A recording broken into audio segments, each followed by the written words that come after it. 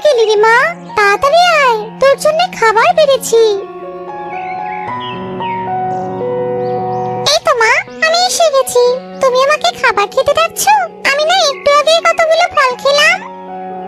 তা তো খেয়েছিস মা, কিন্তু এখন পর্যন্ত তোর পেটে কোনো দানা পড়েনি। এখন কথা না বলে চুপচাপ খাবার খেয়ে নে তো। খাবার না খেলে তো তোর শরীরটা দুর্বল হয়ে যাবে, আর তুই অসুস্থ হয়ে যাবি রে মা। টুনির এমন কথা শুনে টুনটুন খাবার খায়। এই তো আমার লক্ষ্মী মেয়ে, এখন আমি কাজে যাব, তুই বাসাতেই থাক। আর শোন, একদম লক্ষ্মী মেয়ে হয়ে থাকবি, কিন্তু কোনো দুষ্টুমি করবি না, কেমন? আচ্ছা মা, তুমি যেভাবে বলবে আমি সেভাবেই থাকবো। মা, তুমি এখন নিশ্চিন্ত হয়ে কাজে যাও তো, আর ফেরার সময় আমার জন্য চকলেট নিয়ে আসবে, কেমন? এরপর টুনি কাজে চলে যায়। ওহ, সন্ধ্যা হয়ে গেল, মা এখনো বাসায় ফিরলো না। এদিকে আমার শরীরটা বড্ড খারাপ লাগছে। মায়ের জন্য অপেক্ষা না করে আমি বরং শুয়ে পড়ি। আমার আর একটুও ভালো লাগছে না, এভাবে দাঁড়িয়ে থাকতে পারছি না আর। টুনটুন ঘুমিয়ে পড়ে। এর কিছুক্ষণ পরই টুনটুনি বাসায় ফিরে আসে। টুনি বাসায় ফিরে দেখে টুনটুনির খুব জ্বর এসেছে। একি, আমার মেয়েটার গায়ে তো ভীষণ জ্বর। এত রাতে আমি ডাক্তার পাবো কোথায়? এইসব ভেবে সময় নষ্ট না করে আমি বরং মেয়েটার মাথায় একটু জলপট্টি করে দেই। এই কথা বলে টুনি টুনটুনের মাথায় জলপট্টি করে দেয়। সারা রাত ধরেই টুনি এভাবেই টুনটুনের মাথায় জলপট্টি করে দেয়, আর রাত শেষে টুনটুনের জ্বর কিছুটা কমে যায়। মা, ও মা, তুমি এসেছো? তুমি কি সারা রাত এভাবে জেগে জেগে আমার মাথায় জলপট্টি করে দিয়েছো? হ্যাঁ রে মা, কি করবো বল? গত রাতে তুই অসুস্থ হয়ে পড়েছিলি, তোর আমার জ্বর দেখে আমি তো বড্ড ভয় পেয়ে গিয়েছিলাম। যাক, ঈশ্বরের কৃপায় তুই এখন অনেকটা সুস্থ। আমার এখন বেশ ভালো লাগছে মা, কিন্তু তুমি সারাদিন কাজ করে আবার সারা রাত জেগেছো। তোমার তো অনেক কষ্ট হয়েছে, তাই না মা? তোমার কি সারা রাত ধরে ঘুম পায়নি? না রে মা, আমার ঘুম পায়নি। সন্তানের সেবা করলে কোনো মায়েরই ক্লান্তি আসে না। বড় হয়ে তুই যখন মা হবি তখন সবটা বুঝতে পারবি। যাই হোক, এখন তুই এখানে চুপটি করে বসে থাকতো, আমি তোর জন্য গরম গরম খাবার বানিয়ে আনছি। এই কথা বলে টুনি টুনটুনের জন্য খাবার বানাতে চলে যায়। এভাবে টুনি তার সন্তানকে ভালোবাসতো। মা, ও মা, আজ তো তুমি বাড়িতেই আছো। চলো না দুজন মিলে কোথাও ঘুরতে যাই। অনেকদিন ধরে আমরা কোথাও ঘুরতে যাই না। হ্যাঁ, সেটা তুই ঠিক বলেছিস, কিন্তু মা, আজ আমরা বাইরে যাব না, অন্য কোনো দিন যাব। আজ কেন জানি আমার মনটা কুগাইছে, তাই আজ আমরা যাব না রে সোনা, আমরা অন্য কোনো দিন যাব। আজ আমি বাইরে যেতে চাইছি তো, তাই তুমি এভাবে বলছো, তাই না? আসলে মা, তুমি আমার কোনো ইচ্ছা অনিচ্ছা কিছুই বোঝো না।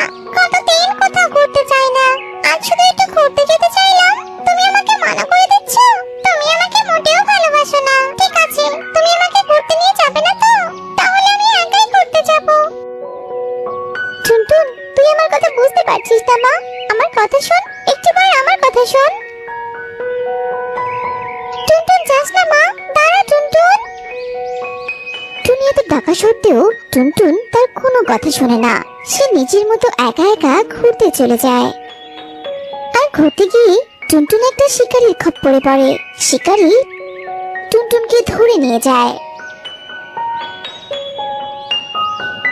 ও মা গো, তুমি টুনির ছানা ধরে এনেছো? আমার কতদিনের শখ টুনির ছানার মাংস খাবো। তুমি খুব ভালো কাজ করেছো গো। হ্যাঁ গো গিন্নি, তোমার কথা ভেবেই তো আমি এই টুনির ছানাটা ধরে আনলাম। যাই হোক, এটাকে এখন বেঁধে রাখি, বিকেলে এটাকে জবাই করব। এই কথা বলে শিকারী টুনটুনকে খাঁচায় ভরে রাখে। দূর থেকে সুখী পায়রা ঘটনাটি দেখতে পায়। দেরি না করে সে টুনিকে গিয়ে এই খবরটি জানায়। কি বলছো তুমি? আমার মেয়েকে শিকারী ধরে নিয়ে গেছে।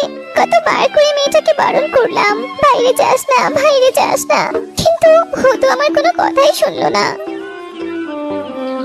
বাইরে গিয়ে একটা বিপদ বাঁধালো। এখন আমি কি করি?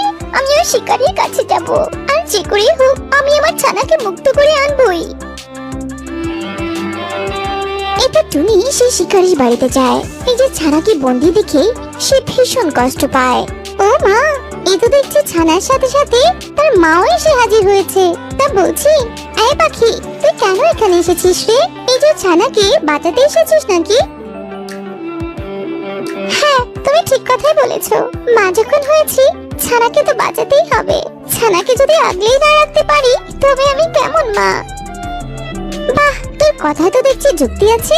তবে তুই যতই মিষ্টি কথা বলিস না কেন, আমরা কিছুতেই তোর ছানাকে ছাড়ছি না। আমি তোর ছানার মাংসগুলো খাবোই খাবো। না, এইভাবে বলো না। একটা কথা বলি, তোমার স্বামী যদি তোমার সন্তানকে মেরে ফেলতে বলতো, তবে কি তোমার কষ্ট হতো না?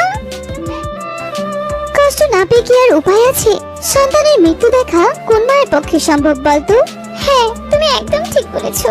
তবে তোমরা কি মনে করো, তোমরা মানুষরা কি শুধু তোমাদের সন্তানকে ভালোবাসো? আমরা পাখিরা বুঝি আমাদের ছানাদের ভালোবাসি না?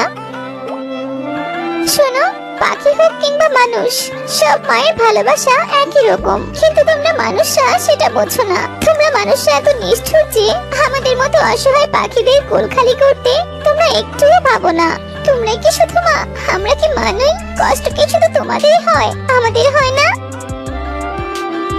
তোমরা শুধু আমাদের ছানাদের ভোগ বিলাসে কাজে লাগাও। তোমার যদি মাংস খেতে এত ইচ্ছে করে, তবে তুমি আমাকেই জবাই করে খাও। তবু দয়া করে আমার ছানাটিকে ছেড়ে দাও। আমি তোমায় অনুরোধ করছি, দয়া করে আমার ছানাটিকে ছেড়ে দাও। টুনির কথা শুনে শিকারের বউয়ের চোখে জল চলে আসে। পাখি মায়ের এমন ভালোবাসা দেখে শিকারের বউ অবাক হয়ে যায়। তোর কথাগুলো আমাকে মুগ্ধ করেছে রে টুনি। সত্যি, তোর মতো মায়ের ভালোবাসার কাছে আজ আমি ব্যর্থ। আমরা আর তোর ছানাকে খাবো না। তুই তোর ছানাকে নিয়ে যা, আমি এক্ষুনি ওকে মুক্ত করে দিচ্ছি। আর আজ কেন? আমি আর কখনোই পাখির মাংস খাবো না। নিয়ে যা তোর ছানাকে। এরপর শিকারী বউ টুনটুনকে মুক্ত করে দেয়। টুনটুন তখন নিজের ভুল বুঝতে পারে। মা, তুমি আমায় ক্ষমা করে দাও মা। আমি তোমায় ভুল বুঝেছি। বোকার মতো বাইরে এসে আমি নিজেই বিপদে পড়েছি।